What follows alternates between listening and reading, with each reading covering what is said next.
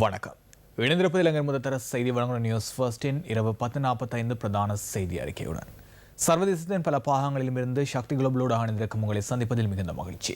உங்களோடு இணைந்து கொள்ளும் நான் ஜோடின் சிதுஜன். விரிவான செய்திகளுக்கு செல்ல முன்னர் முதலில் தலைப்புச் செய்திகள். சர்வாதிகார ஆட்சிக்கு மீண்டும் இடமளிக்கப் போவதில்லை என ஜனாதிபதி தெரிவிப்பு. அரசாங்கத்தில் இருந்து கொண்டு அரசாங்கத்தை விமர்சிப்பதாக ஸ்ரீதரன் மீது மஹிந்தானந்த அழுத்கமகே குற்றச்சாட்டு. ஐக்கிய தேசிய கட்சியின் ஆதரவுடனேயே கல்குடா எத்தனால் தொழிற்சாலை கொண்டுவரப்பட்டது. யோகீஸ்வரன் கருத்து. பிரதமரின் வாக்குறுதி இதுவரை நிறைவேற்றப்படவில்லை. மன்சூர் அங்கலாய்ப்பு. பணிக்கு திரும்பும் ஊழியர்களுக்கு மாத்திரமே ஜூன் மாத சம்பளம் வழங்கப்படும். தபால் மா அதிபர் கருத்து. கிளிநொச்சியில் 10 பேரை தாக்கிய சிறுத்தை அடித்து கொலை.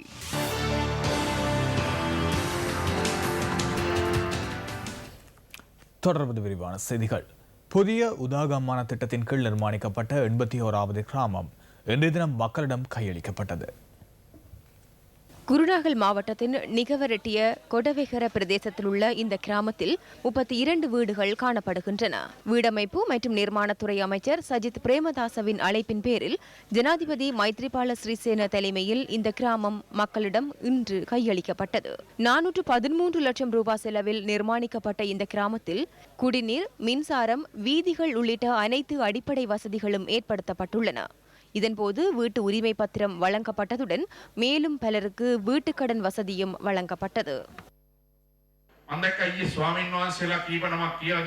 நாட்டுக்கு சர்வாதிகார ஆட்சியாளர் ஒருவர் வேண்டுமென தேரர்கள் சிலர் கருத்து வெளியிடுவதை நான் நேற்று ஊடகத்தில் கண்டேன். நான் பௌத்தன் என்ற வகையில் மகா சங்கத்தினருக்கு மதிப்பளிக்கின்றேன். ஆனால் நீங்கள் இந்த நாட்டுக்கு சர்வாதிகாரி ஒருவர் வேண்டுமென போதிப்பீர்களானால் அந்த இடத்திலேயே நாங்கள் தவறு இழைக்கின்றோம். 2015ஆம் ஆண்டு ஜனவரி 8ஆம் தேதிக்கு முன்னதாக சர்வாதிகாரத்தின் போக்கை இந்த நாட்டு மக்கள் ஓரளவு உணர்ந்தார்கள்.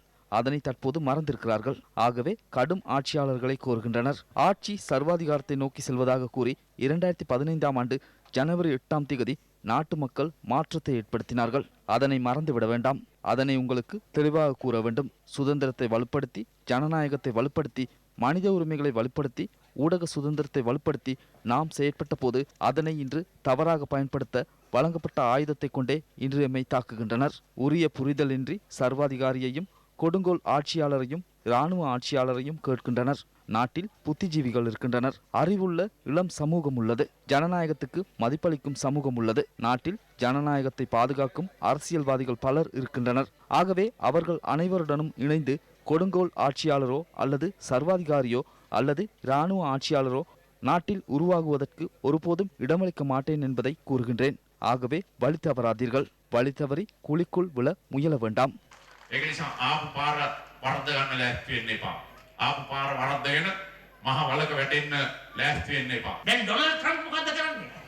டொனால்ட் ட்ரம்ப் என்ன செய்கின்றார்? அவர் தமது நாடு தொடர்பில் சிந்திக்கின்றார். நாட்டு மக்கள் தொடர்பில் சிந்திக்கின்றார். முதலில் நாடு, இரண்டாவது சர்வதேசம். நல்லாட்சி அரசாங்கமும் அதனையே செய்கின்றது. ஜனாதிபதியும் பிரதமரும் எமது அரசாங்கமும் அதனையே செய்கின்றோம். முதலில் தாய் நாடு, முதலில் இலங்கை, அடுத்ததாக சர்வதேசம். இதுவே எமது பயணம். போலி தேசப்பற்று எம்மிடமில்லை. ராணுவ கிராமங்கள் அமைத்து ராணுவத்தினருக்கு வழங்கும் காணிகளுக்கான பணம் அறவிடும் தேசப்பற்று எம்மிடமில்லை. எம்மிடமுள்ள தேசப்பற்று இருதயத்திலிருந்து வருகின்றது.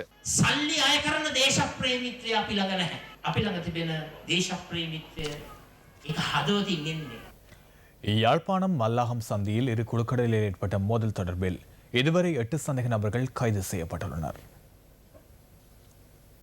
சம்பவம் தொடர்பில் நேற்றிரவு சந்தேக நபர் ஒருவர் கைது செய்யப்பட்டதாக யாழ் பிராந்திய சிரேஷ்ட பிரதி போலீஸ் மா அதிபர் ரொஷான் பெர்னாண்டோ தெரிவித்தார். இதேவேளை சம்பவம் தொடர்பில் கைதான 2 சந்தேக நபர்கள் நேற்று மாலை மல்லாகம் நீதிமன்றத்தில் ஆஜர்படுத்தப்பட்டதை அடுத்து எதிர்வரும் 26ஆம் தேதி வரை விளக்கமறியலில் வைக்கப்பட்டுள்ளனர். மோதல் நடைபெற்ற தினத்தன்று ஏற்கனவே 5 சந்தேக நபர்கள் கைது செய்யப்பட்டு விளக்கமறியலில் வைக்கப்பட்டுள்ளமை குறிப்பிடத்தக்கது. மல்லாகம் சந்தையில் இரு குழுக்களுக்கிடையே ஏற்பட்ட மோதல் தொடர்பில் மேலும் 10 சந்தேக நபர்கள் அடையாளம் காணப்பட்டுள்ளதாகவும் அவர் குறிப்பிட்டார். மோதல் இடம்பெற்ற பகுதியில் உள்ள CCTV காணொலிகள் பெறப்பட்டு சந்தேக நபர்கள் அடையாளம் காணப்பட்டுள்ளனர். கோட்டாஞ்சேனை புதுச்சேரி தெருவில் உயிரிழந்த பெண்ணின் சடலம் சொந்த ஊரான ஊரளவிற்கு கொண்டு செல்லப்பட உள்ளது. கொழும்பு புதுச்செட்டி தெருவில் உள்ள வீடொன்றிலிருந்து நேற்று முன்தினம் இரவு பெண்ணொருவர் சடலமாக மீட்கப்பட்டார்.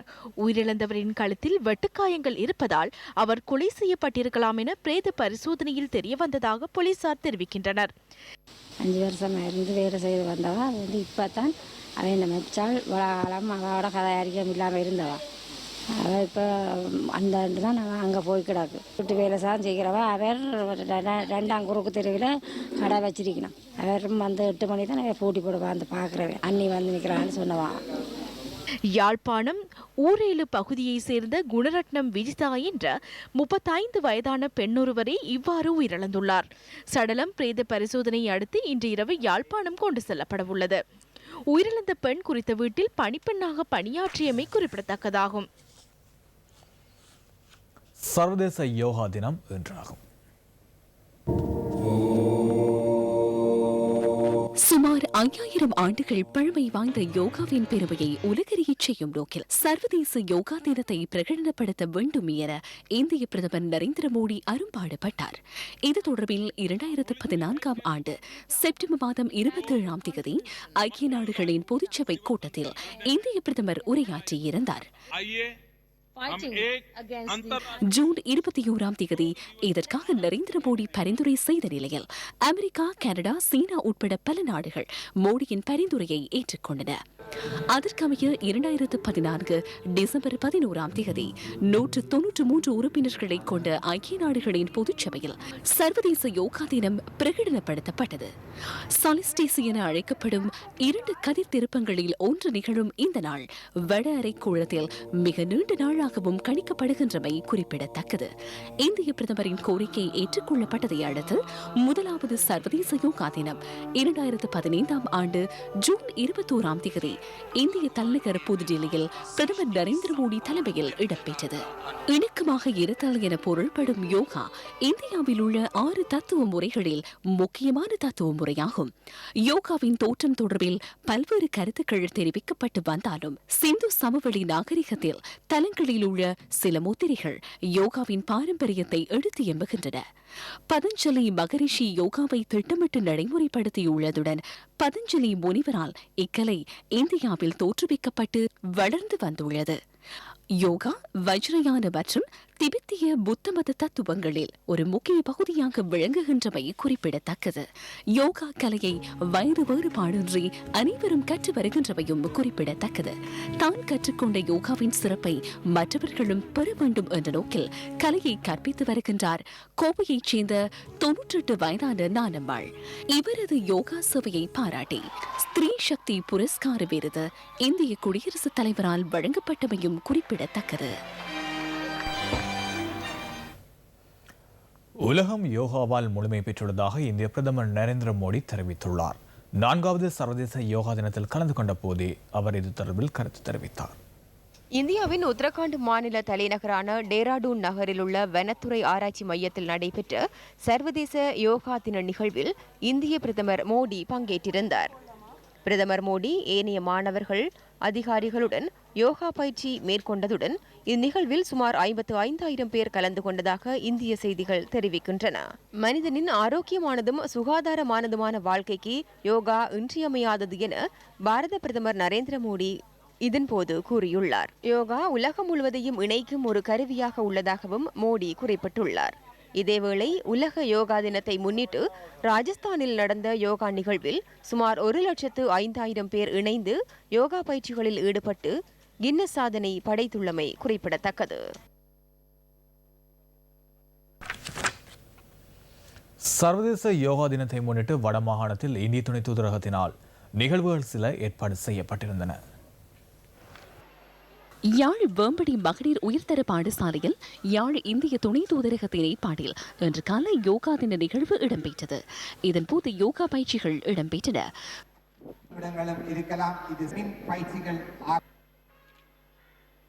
வலது காலை பின்னோக்கி எடுத்து இது போல 9வது நிலையிலும் நிலத்துல ஊண்டி வலது காலை பின்னுக்கெடுங்கோ.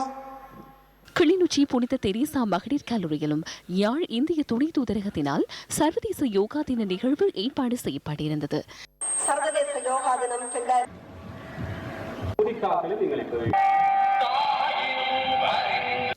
இதேவேளை விசேட தேவையுடைய சிறுவர் வாழ்வியலில் யோகா முறை சுதேச மருத்துவத்துறையின் வகிபாகம் என்ற துணைப்பொருளில் மற்றும் ஒரு நிகழ்வு ஏற்பாடு செய்யப்பட்டிருந்தது. கிளிநொச்சி மத்திய மகா வித்தியாலயத்தில் நடைபெற்ற இந்த நிகழ்வை மாகாண சுதேச மருத்துவ திணைக்களமும் வடமாகாண சபையும் இணைந்து ஏற்பாடு செய்திருந்தன.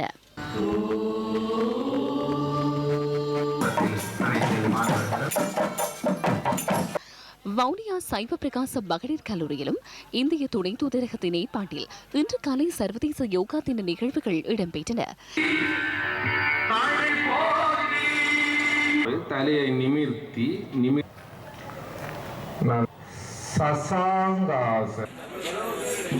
இந்திய துணை தூதுவர் திவேந்திர சிங் தலைமையில் கண்டியிலும் யோகா தின நிகழ்வொன்று ஏற்பாடு செய்யப்பட்டிருந்தது.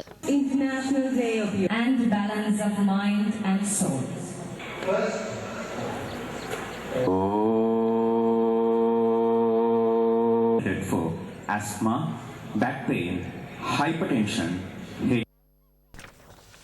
கிளிநொச்சி அம்பாள்குளம் பகுதியில் இன்று காலை சிறுத்தை தாக்கியதில் 10 பேர் காயமடைந்தனர். கிளிநொச்சி அம்பாள்குளம் பகுதியில் இன்று அதிகாலை முதல் பொதுமக்களை சிறுத்தையொன்று தாக்கி வந்துள்ளது. மக்கள் குடியிருப்புக்குள் நுழைந்த சுமார் 4 அடி நீளமான சிறுத்தை மக்களை தாக்கியதுடன் அவர்கள் கிளிநொச்சி பொது வைத்தியசாலையில் அனுமதிக்கப்பட்டனர். இது தொடர்பில் கிளிநொச்சி வனஜீவராசிகள் திணைக்களத்திடம் மக்கள் முறைப்பாடு செய்ததுடன் ஊழியர்களால் சிறுத்தையை பிடிக்க முடியாது போயுள்ளது. சிறுத்தையை மயக்க மருந்து ஏற்றி பிடிப்பதற்கு வனஜீவராசிகள் திணைக்கள அதிகாரிகள் முயற்சி எடுத்த போதிலும் அது பலனளிக்காத நிலையில் அவர்கள் அங்கிருந்து வெளியேறியுள்ளனர். வனஜீவராசிகள் திணைக்கள ஊழியர்கள் உட்பட சிலரை சிறுத்தை தாக்கியுள்ளமையும் குறிப்பிடத்தக்கது. இந்நிலையில் சிறுத்தையை பிடிக்கும் முயற்சியில் இளைஞர்கள் ஈடுபட்டனர். இதன்போது சிறுத்தை தாக்க முற்பட்டதால் வேறு வழியின்றி இளைஞர்கள் குறித்த சிறுத்தையை தாக்கியுள்ளனர்.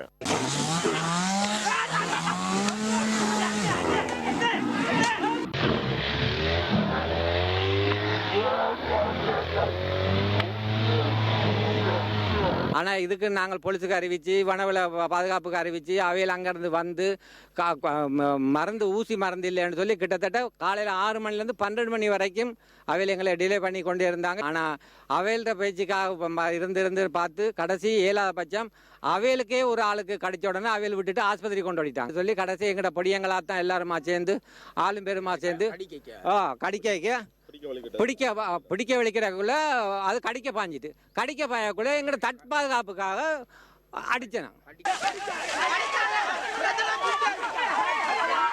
தாக்குதலுக்கு இலக்கான சிறுத்தை உயிரிழந்த நிலையில் மீட்கப்பட்டதாக கிளிநொச்சி வனஜீவராசிகள் திணைக்கள அதிகாரிகள் தெரிவித்தனர். அத்துடன் சிறுத்தை மீது தாக்குதல் மேற்கொள்ளப்பட்டுள்ளதால் சட்ட நடவடிக்கை எடுக்கவுள்ளதாகவும் திணைக்களம் தெரிவித்துள்ளது. இதேவேளை ஹெட்டன் பென்மூர் தோட்டத்தில் கடந்த ஜனவரி மாதம் சிறுத்தையொன்று தொழிலாளர்களை தாக்கியதில் 7 பேர் காயமடைந்தமையும் குறிப்பிடத்தக்கது. தாக்குதல் மேற்கொண்ட சிறுத்தை இதுவரை பிடிபடவில்லை என்பதால் தொடர்ந்தும் அப்பகுதி மக்கள் அச்சத்தின் மத்தியிலேயே வாழ்ந்து வருகின்றனர்.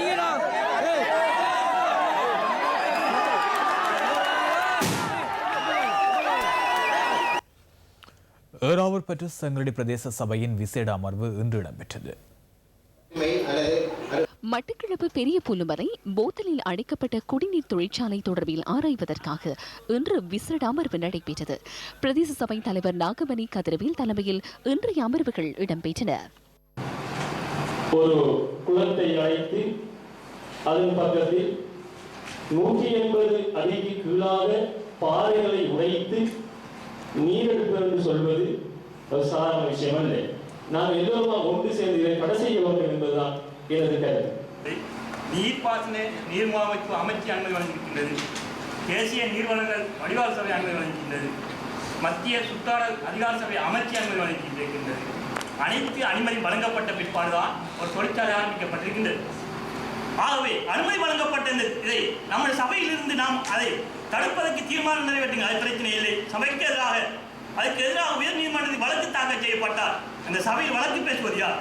தவறாக நான் செய்யப்படவில்லை. நான் சட்டத்துக்கு கட்டுப்பட்டு தான் நான் வேலை செய்திருக்கிறேன். நான் நீங்க சொன்ன ஒரு அனுமதி கொடுக்கல. ஆனால் இந்த தொலைபேசி மூலம் வந்தது ஹிஸ்புல்லா அமைச்சருக்கு கொடுத்தது அங்கே வந்தது. இந்த தவிசாளரும் இருக்கிறார், கேளுங்க. நான் உடனே கேட்டேன்னா சப்ஜெக்டாக நாங்கள் ஹிஸ்புல்லா அமைச்சர் ஏதாவது விண்ணப்பிச்சு நம்ம கொடுத்தனீங்க. எனக்கு ஆள் பார்க்க வேண்டிய அவசியம் இல்லை. அப்ப போட்ட व्यक्ति என்ன நீ என்னத்தை கேட்டீங்க? व्यक्ति என்ன இந்த விஷயத்தை அறியலையா? கட்டடம் கட்டடத்தை கட்டி போட்டு சும்மா சோவுக்காக கட்டடம் வைக்கிறேன். கட்டடம் கட்டடம் அது என்ன விடயம்? அந்த கட்டடம் என்ன விடயத்தை கேட்கணும். உடாக்கிறாருன்னு சொல்லி இதுல இருக்குது. நீங்க அதை கையெழுத்து வச்சிருக்கீங்க. அவருக்கு அப்ரூவல் இருக்கு. அப்ப நீங்க அதை என்ன நீங்க எப்படி சொல்வீங்க? எனக்கு தெரியாது. இப்ப கட்டடத்துக்கு மட்டும் நான் சபை நடவடிக்கைகளை தொலைபேசி மூலம் பதிவு செய்த இருவர் தவிசாளரின் உத்தரவுக்கமைய பிரதேச சபை செயலாளர் நா பேரின்ப ராஜாவினால் சபையிலிருந்து வெளியேற்றப்பட்டனர்.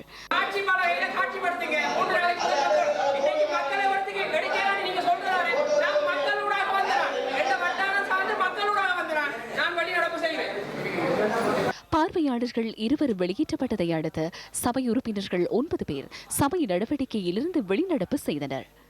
ஸ்ரீலங்கா சுதந்திர கட்சி உறுப்பினர் ஒருவரும் தமிழ் மக்கள் விடுதலை புலிகள் கட்சியின் உறுப்பினர்கள் 9 பேருமே வெளிநடப்பு செய்தனர். அதனைத் தொடர்ந்து சுமார் 10 நிமிடங்கள் சபை நடவடிக்கைகள் ஒத்திவைக்கப்பட்டன. கட்டிடத்துக்கு அனுமதி வழங்கப்பட்ட போதிலும் பொதுமக்களுடைய எதிர்ப்பு காரணமாகவும் பிரதேச செயலகத்தில் இடம்பெற்ற அபிவிருத்தி குழு கூட்டத்தில் மறுப்பு தெரிவிக்கப்பட்ட காரணத்தாலும் இது பொதுமக்களுக்கு பாதிப்பு ஏற்படும் என்ற காரணத்தால் இந்த திட்டத்தை இடைநிறுத்துவதற்கு ஆவண செய்யுமாறு கேட்டு நாங்கள் ஜனாதிபதிக்கு கடிதம் ஒன்று முன்வைப்போம். இந்த தீர்மானத்துக்கு 12 உறுப்பினர்கள் ஆதரவு தெரிவித்ததுடன் 8 உறுப்பினர்கள் நடுநிலை வகித்தனர். இவ்வார தமிழ் தந்தியில் மூவினத்தின் கூட்டிணைப்பு, ஆட்சி மாறும் அரசாங்கங்களும் அழுத்தமில்லா பேச்சுவார்த்தைகளும், கிளியும் முகமூடிகள், புலம்பெயர் பங்காளரின் புது வாழ்க்கை, அரசியல் அனாதைகளாக்கப்பட்ட அல்மா லியங்கவல மக்கள். தமிழ் தந்தி. ஏறாவூர் பெற்ற செங்கலடி பிரதேச சபை உறுப்பினர்கள் இன்று ஊடக சந்திப்பு ஒன்றினை ஏற்பாடு செய்திருந்தனர். அதாவது இங்கே தொழிற்சாலை வேண்டாம், அப்படியான ஒரு மக்களுக்கு தீங்கு விளைவிக்கக்கூடிய ஒரு தொழிற்சாலை வேண்டாம். உதாரணத்துக்கு புல்லுமலையை பார்த்தீங்கன்னு சொன்னால் வறட்சி பிரதேசமான ஏரியா தான் புல்லுமலை ஏரியா. இங்கே செங்கலடி பிரதேசத்தில் 5 அடியில் தோண்டினாலும் தண்ணி எடுத்துக்கொள்ளலாம், புல்லுமலையில் 60 அடி தோண்டினாலும் தண்ணி எடுத்துக்கொள்ளலாது. அப்போ அங்கே திட்டமிட்ட சதியில் ஏதோ ஒரு திட்டமிட்ட சதியில் தான் அங்கே ஒரு தண்ணி தொழிற்சாலையை செய்யலாம்னு எத்தனிக்கிறாங்க. சபைக்கு தலைமை தாங்கின்ற தலைவர் என்ற வகையில் சரியான ஒரு தீர்மானத்தினை தர வேண்டும். அவர் எத்தனிக்கிற விதத்தை பார்த்தா அவரும் அந்த தண்ணி தொழிற்சாலை ஃபேக்டரிக்கு சார்பானவராகத்தான் தெரிகின்றது. ஏனென்றால் தவிசாளர் ஆதரவாக இருக்கலாம், அதில் மாற்று கருத்துக்கு இடமில்லை தானே. ஏனென்றால் மீராக்கரணி வட்டாரத்தில் இருந்த சாதிக் என்ற ஒரு கௌரவ உறுப்பினர் அவர்கள் இந்த மக்களை வெளியேற்றுமாறு கூறியிருந்தால் அதற்கு உடந்தையாக சில தமிழ் தேசிய கூட்டமைப்பு உறுப்பினர்களும் சொல்லியிருந்தால் நாங்கள் மக்களால் வந்து வாக்கு கேட்டு இந்த வட்டாரத்துக்கு சேவை செய்ய வந்தவர்கள் ஒரு கௌரவமான முறையிலே ஒரு சபை நடவடிக்கை நடக்க முதல் வெளியேற்றியிருக்கலாம். கம்பளை உடப்பலாத பிரதேச சபையின் 4வது அமர்வு இன்று இடம்பெற்றது. உடுப்பலாத பிரதேச சபையின் தலைவர் டிஜி குணசேன உரிய முறையில் நிதி ஒதுக்கீடு மேற்கொள்வதில்லை என தெரிவித்து கடந்த 12ஆம் தேதி 3வது அமர்வில் கவன ஈர்ப்பில் ஈடுபட்டனர். இதன்போது ஐக்கிய தேசிய கட்சியின் மஞ்சுள திசாநாயக்க ஸ்ரீலங்கா சுதந்திர கட்சி உறுப்பினர் வடிவேல் ரவியை தகாத வார்த்தையால் திட்டியுள்ளார்.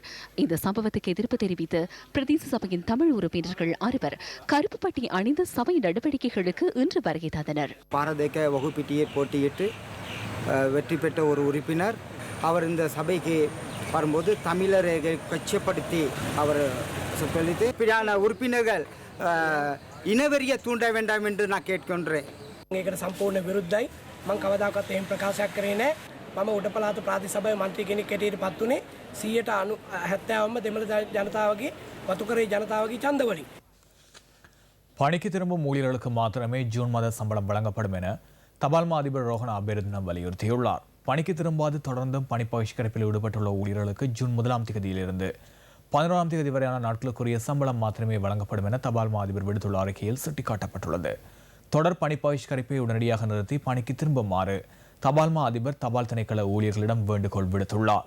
இதேவேளை தபால் துறை அமைச்சருடன் நடைபெற்ற பேச்சுவார்த்தை தோல்வியடைந்ததாக தபால் சேவைகள் தொழிற்சங்க ஒன்றியம் அறிவித்துள்ளது. இதன் காரணமாக பணி பகிஷ்கரிப்பை தொடர்வதற்கு தீர்மானித்ததாக ஒன்றியத்தின் ஏற்பாளர் சிந்திக பண்டார கூறியுள்ளார். ராஜாங்க அமைச்சர் பாலித ராங்கே பண்டார இன்றைய பாராளுமன்ற அமர்வில் இவ்வாறான கருத்தினை தெரிவித்தார். துமிந்த சில்வா என்ற பாராளுமன்ற உறுப்பினர் இருந்தார். அவர் தற்போது வெலிக்கடை சிறையில் இருக்கின்றார். அவர் பாராளுமன்ற உறுப்பினராக இருந்த காலத்தில் போதைப்பொருள் வியாபாரத்துடன் அவருக்கு தொடர்பு இருப்பதாக குற்றம் சுமத்தப்பட்டது. பாராளுமன்ற உறுப்பினர்கள் போதைப்பொருளுடன் தொடர்புபட்டவர்களாக காணப்பட்டால் பாராளுமன்றத்தின் நன்மதிப்பு களங்கம் ஏற்படும் நிலை உருவானது. கம்பளி விதானகி கசமந்த குமார அல்லது வெலிசுதா என்பவர் துமிந்த சில்வாவிற்கு மாதாந்தம் பணம் கொடுத்ததாக அன்று போலீஸ் ஊடக பேச்சாளராக செயற்பட்ட அஜித் ரோஹன ஊடகங்கள் முன்பாக கூறினார்.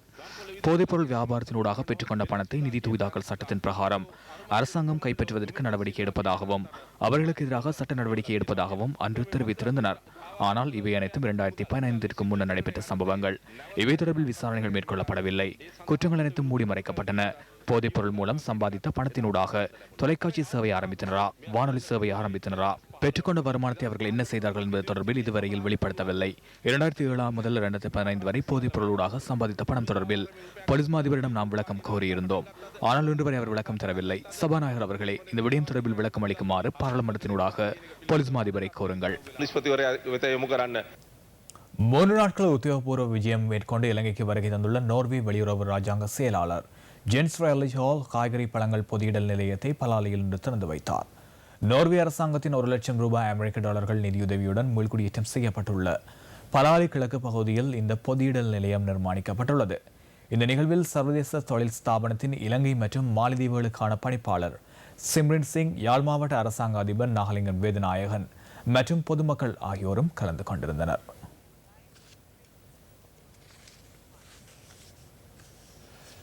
அம்பாறை ஆலய வடிவம்பு பகுதியில் இன்று கவனஈர்ப்பு பேரணி ஒன்று முன்னெடுக்கப்பட்டது. ஆலையடிவம்பு பிரதேச சபையின் தவிசாளர் கே பேரின்பராஜா விளக்குவரையிலில் வைக்கப்பட்டுள்ளமைக்கு எதிர்ப்பு தெரிவித்து ஆலையடிவம்பில் இருந்து அக்கரைப்பற்று சந்தை வரை பேரணி ஒன்று இடம்பெற்றது. இதன் பின்னர் அக்கரைப்பற்று சந்தையில் கவனஈர்ப்பு போராட்டத்தில் ஈடுபட்டனர். இதன்போது சம்பவ இடத்துக்கு வருகை தந்திருந்த பாராளுமன்ற உறுப்பினருக்கு கோடீஸ்வரன் மற்றும் அம்பாறை மாவட்ட போலீஸ் அத்தியட்சகர் வழங்கிய வாக்குறுதியை அடுத்து ஆர்ப்பாட்டக்காரர்கள் கலைந்து சென்றனர்.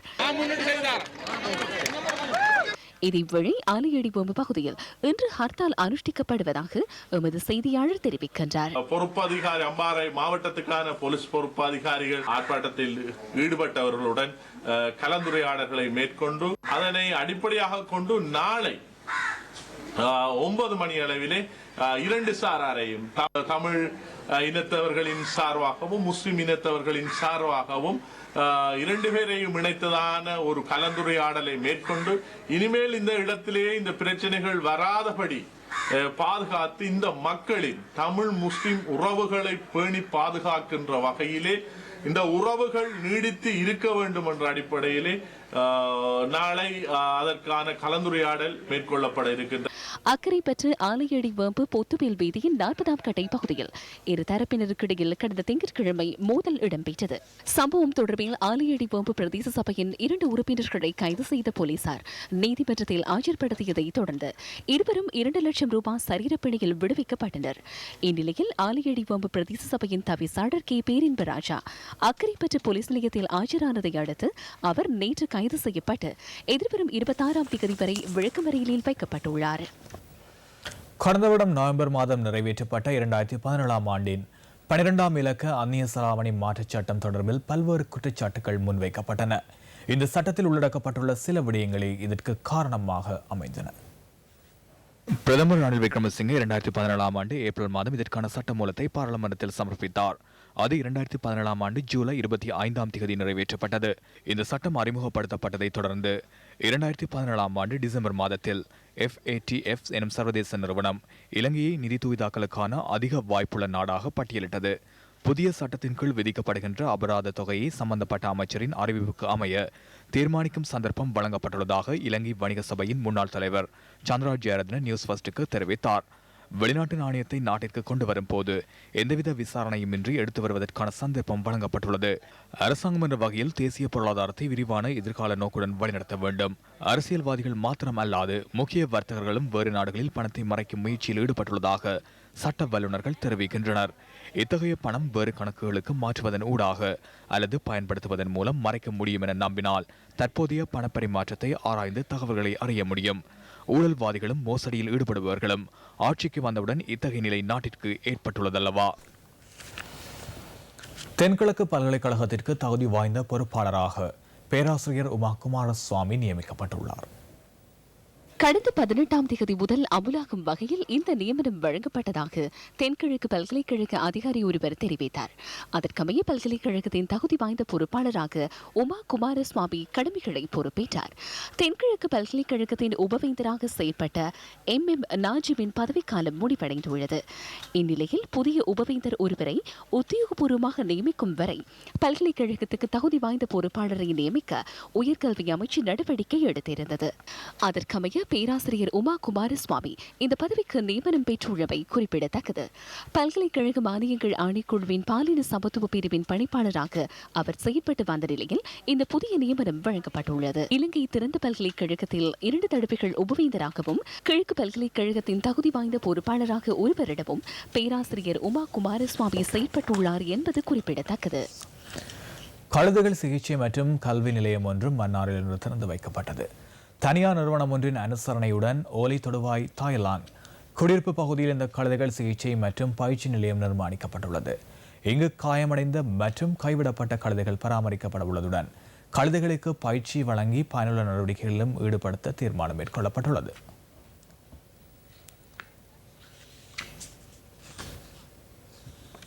அந்த தாளுடன் நியூஸ் ஃபர்ஸ்டின் இந்த தினத்திற்கான அனைத்து செய்தி அறிக்கைகளும் நிறைவுக்கு வருகின்றன.